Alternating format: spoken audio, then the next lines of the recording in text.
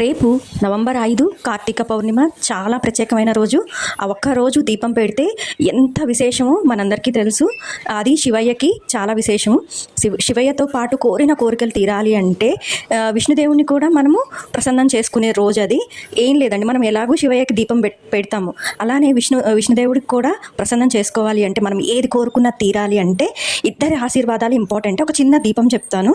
అదేంటి అంటే తులసి మొక్క, మనకు చిన్న మొక్క ఏమైనా ఎండిపోయింది ఉంటుంది కదా, ఆ చిన్న మొక్క ఇలా పీస్ తీసుకొని తులసి మొక్క మాత్రమే తీసుకోవాలి. ఇలా దీనికి ఈ చిన్న బెరడుకి మన ఒత్తి చుట్టి దీపం మనం పెడతాం కదా రెగ్యులర్ దీపం, అది ఒత్తి చుట్టి దాంతో దీపం వెలిగించాలి. వెలిగించారంటే కనుక ఆవు నెయ్యి కానీ నువ్వుల నూనె మీ ఇష్టము, వెలిగించారంటే కనుక శివుడి ఆశీస్సులతో పాటు విష్ణుదేవుడి ఆశీస్సులు కూడా మనకు ఉంటాయి. అండ్ ఆ రోజు మనం ఏం కోరుకున్నా జరిగే ఛాన్సెస్ 100% అయితే ఉంది.